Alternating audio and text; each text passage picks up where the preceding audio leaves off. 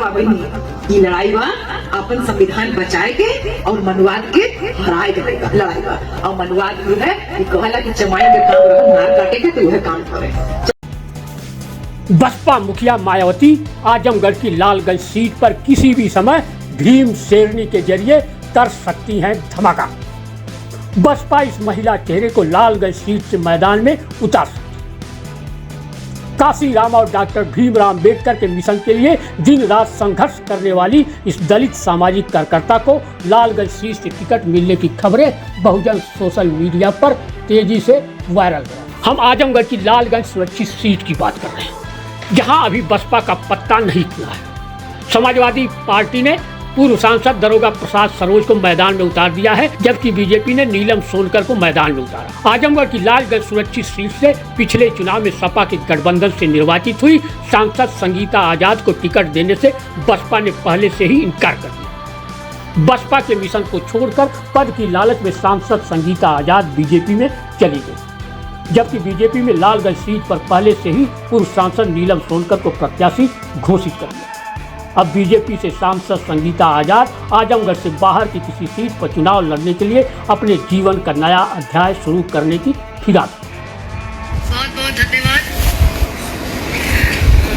Bharatiya Janata party के राष्ट्रीय महामंत्री आदरणीय विनोद तावड़े जी, आदरणीय प्रदेश अध्यक्ष भूपेन्द्र चौधरी जी, आदरणीय उप मुख्यमंत्री माननीय ब्रजेश पाठक जी, भारतीय जनता पार्टी के प्रवक्तागण, आदरणीय राज्यसभा सांसद मिथिलेश कठेरिया जी और मीडिया बंधु, आज मेरे जीवन का एक नया अध्याय लिखा जा रहा है।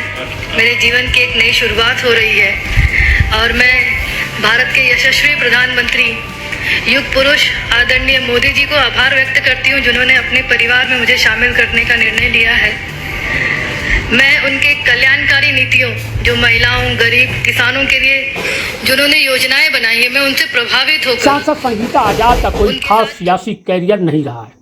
पारिवारिक विरासत में मिली सियासत के जरिए ही सपा से गठबंधन पर पहली बार वह सांसद चुनी गई। उनके संघर्षों की कोई कहानी भी नहीं जिसकी चर्चा की जा सके। सांसद संगीता आजाद के बीजेपी में जाने पर बसपा को जब जिले में कोई नहीं मिला तो बसपा खेमे में अब बीएचयू की उस प्रोफेसर डॉक्टर इंदु चौधरी को इस सीट पर मैदान में उतारने की चर्चा जोरों पर है, जिनके संघर्षों को देखकर लोग भीम शेरनी की उपाधि से भी नवाजते हैं।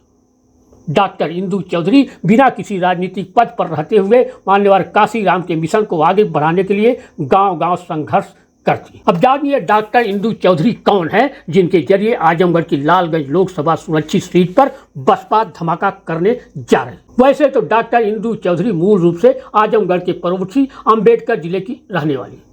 अम्बेडकर नगर जिले में एक दलित परिवार में उनका जन्म हुआ। इनके पिता लखनऊ में नौकरी करते थे। लखनऊ से उन्होंने शिक्षा हासिल की। पढ़ाई पूरी करने के बाद अपनी मेधा की बदौलत बीएचयू के इंग्लिश डिपार्टमेंट में असिस्टेंट प्रोफेसर के तौर पर उन्हें नौकरी मिल गई। बीएचयू में ही प्रोफेसर की नियुक्ति में रिजर्वेशन को लेकर उन्होंने संघर्ष छेड़ दिया था। यही नहीं, बीएचयू के वाइस चांसलर के खिलाफ ही मोर्चा खोल दिया था डॉक्टर इंदु चौधरी ने। उन्होंने बीएचयू कैंपस से निकलकर गाँव-गाँव में लोगों को जागरूक करना शुरू किया। क्लास खत्म होने के बाद लोगों के अधिकारों के बारे में बताने लगे। डॉक्टर इंदु चौधरी लंबे समय तक उत्तर प्रदेश के कई जिलों में बहुजन आंदोलन में सक्रिय भागीदारी करती आ रही। इंदु चौधरी ने काशीराम के आदर्शों को आगे बढ़ाने और लागू करने के उद्देश्य से बहुजन शक्ति मिशन नामक अपना संगठन भी स्थापित किया है और फिर गांव-गांव में मान्यवर काशीराम के मिशन के प्रति लोगों को जागरूक करने में जुटी रहती है। देखिए इंदु चौधरी कैसे जमीनी संघर्ष पर वीडियो में देखिए आजमगढ़ के एक गाँव में कैसे डॉक्टर इंदु चौधरी संघर्ष कर रही है। ये लड़ाई आपकी नहीं चुनाव के ना पावे ये लड़ाई बा अपन संविधान बचाए के और मनुवाद के हराए के लड़ाई बा। और मनुवाद जो है कहला कि चमाई के काम रह नार काटे के तो वह काम करे, चमारे का काम रह हरवाई करे के तो वह काम करे। तक हमारे हरवाई करे तैयार है भैया, वही नार काटी फिर से तैयार है। हमारे लड़का जो ना कलम फान ले नार काटी कपो काटे तैयार हुई बनी नहीं। तो ये बात का ध्यान रखिए कि एक एक वोट आपकी दाएं तो बहुत कीमती बा। एक एक वोट बहुत कीमती बा। ये जीवन और मृत्यु का प्रश्न है। जियोगे तो तब भी, सरकार नहीं बनोगे तो जियोगे तब भी, लेकिन सम्मान नहीं रह जाएगा। इसलिए बहन जी मजबूत, हाँ, समाज की मजबूती बहुत जरूरी बा। अब गुलाम बनावे के यह ताकत बहुत बाबा साहेब हमके देख बहने कि 18 साल के होए के तुम अपन बुद्धि का प्रयोग करा, वोट डाले के अधिकार है। राजा बने खातिर पहले रानी के पेट के जरूरत रहा, लेकिन अब राजा पहले पेपर से और आजकल ईवीएम मशीन से पैदा हो। मशीन में बटन दबाओ, बनावा, हमार वोट हो गया, हमार नेता चुना जाए। तो ये बात का ध्यान रखिए बहन जी, ये नीला दुपट्टा ऐसे नहीं उड़ के चलते हैं। ये बच्चे नीला नीला रंग का गमछा सर पे बांध करके ऐसे नहीं चलते बेटा। बहुत सारे लोग तुमको भड़काने के लिए आ सकते हैं, भटकाने के लिए भी आ सकते हैं, लेकिन भटकना किसी भी तरीके से नहीं। एक एक आदमी एक एक वोट एकदम जान माल पे लेकर के चल रहा है। तो ये नीला रंग मान सम्मान स्वाभिमान का प्रतीक है, जो बाबा साहब हमको दे के गए और फिर साहब कांसीराम दे करके गए, और अब जीते जाते हमारे त्योहार ये नीला रंग के लड़के चलते। बियाह ना कहीं ना भाई, आप लड़की हुए ले तो 17-18 साल के हुए ले तब बियाह के चिंता हुए लगे लेना। एक बहनी है ना, अपन कुल घर द्वार छोड़ दे लेना और कहले ना कि हम बियाह ना करब, केकरे खातिर बहनी, केकरे खातिर? वो पैसा कौड़ी जोड़ के ना अपन छाती पर रख के ले जाइए, नहीं, वो कुल त्याग नहीं आपके और हमारे लिए। तो जे इतना त्याग करिए हमारे खातिर का, ओकरे खातिर मजबूती देवे खातिर हम ना बनावे नहीं। तो 4 जनी यहाँ हुआ बैठ के मुजोरी करे ने, ये हाउ हाई करत है, हाउ करत है, और ज्यादातर लोगन के टेंशन बा जौनी सतीश मिश्रा से। तो एक बात बता दे भाई भैया, हमार लड़ाई ब्राह्मण से ना बा, हमार लड़ाई ब्राह्मणवाद से बा। ये बात के समझ ला बहुत ठीक से।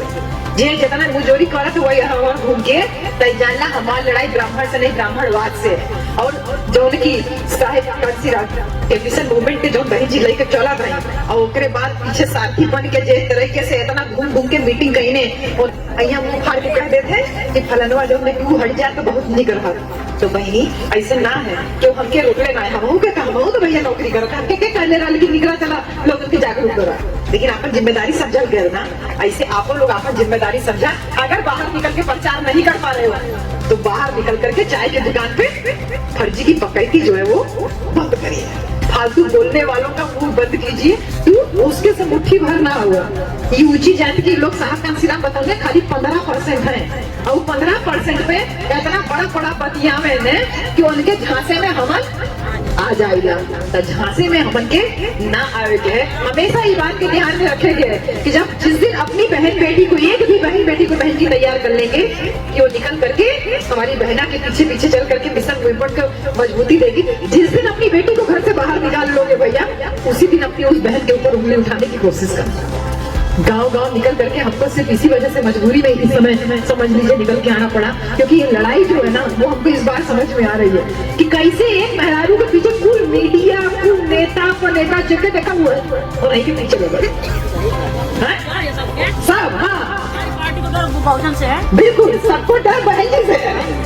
अकेली औरत कैसे सब कमाल संभाल के चल रही है बहन जी, तो कितना पावरफुल है ना हमन कितना ताकतवर है ना बहनी, वो अकेले थोड़ी है, हम तो उसके पीछे है ना। हम 85 और 15 है। हाँ 15 है, लेकिन उस 15 के ऊपर 85 के जब एक मेहरारू कितना भारी पड़ल बा कि कुल जने लाइफ लाई के साम दाम दंड भेद लगाए के रुपया पैसा कौड़ी ले के टीवी मीडिया फेसबुक इंटरनेट हर जगह वो के पीछे लगा है। तो उससे पता चला था कि हमारे समाज के वो महिला कितना मजबूत है, और अब हमारे के उनके और मजबूत बनाने के है। काहे के लखनऊ में सरकार रहे तो यहाँ उच्च बिरादरी के लोग बात करे ने घरे से डरे ने कि अंदर सरकार है, वहाँ सरकार रहे लेते बेटिया हम लोग चौराहा सकती कहीं पे भी डीजे लगा के डांस कर सकते हैं, कभी भी रात बिरात में आ सकते हैं, हमको कभी डरने की जरूरत नहीं होगी। घूम सकते हैं, बिल्कुल रात बिरात में कहीं भी आ जा सकते हैं। अभी की तरह दिन के टाइम भी हम निकलिए तो लगी रहती है, ये आदमी शाम को घर वापस आएगा कि नहीं आएगा। तो मान सम्मान की लड़ाई है, वोट बहुत सोच समझ के महीने की, बहुत मेहनत से, बहुत परेशानी से यहाँ तक साहेब कांसीराम लेके आए हुए। अब इस साहेब के संगठन के खत्म करे खातिर कुल मनाई लगा है, पूरा एकदम लगे हुए हैं, लेकिन साहिब कांसीराम के संगठन को किसी भी तरीके से खत्म होने नहीं देना, ये हमारा पर जिम्मेदारी है। काहे कि वो संगठन जबले जियत है तबले जितना छोट छोट पार्टी का नेता बन के घूमत है ना, कि वही हम ऊंचे बताओ देके घूमत है, कि बॉडी बना के घूमत है, ये कुल जितना घूमत है ये खाली साहिब के बनाओ संगठन की वजह से घूमत है। जबले वो संगठन जियत है तबले बाकी सभी सुरक्षित है। जिस दिन साहब के संगठन में थोड़ा सा कमजोरी आया, कहा ई कुल हावी हो जाइए और संविधान के बदलब इन्हन के टारगेट पे कि संविधान की वजह से ही तो हमारा लड़का नाथ पंडित ठाकुर आवे ना तो दुआर छोड़ के खड़ा होता ना। पूरा के बाद बदौलत है ना कि हमारे उनके दुआरे दरबारी लगाए ना जाते ना, उनके गोबर ना लिपल जाते, दुआर ना लिपल जाते, उनके यहाँ पत्थर ना उठावल जाते। ये कुल काम भयल ना संविधान के बदौलत, कुल काम छूटल ना। आज से ही गरीब हो के ये खुद आरक्षण मांगत है संविधान के बदौलत। तो इनके दिमाग में है कि जे संविधान की वजह से आपका और हमारा मान सम्मान इतना बढ़ा, वो संविधान खत्म होने के चाहिए। और कौन विधान लागू होने के चाहिए? जौन विधान ऊंच नीच पे आधारित है। कि चमार का काम रहल नार काटा, और फिर का काम रहल गोरू भैंसी चरावा, पूर्वी के काम रहल खेते में काम करा। तो सब अपन लुहार लोहा पीटी, सुनार सोना पीटी, सब अपन जाति के काम करा। ये व्यवस्था संविधान खत्म कैले। तो ये लोग सोचत हुए कि इनके खत्म करा, ओकरे बाद संविधान जौन सबके बराबरी का दर्जा देले, तो ये संविधान खत्म हो चाहिए।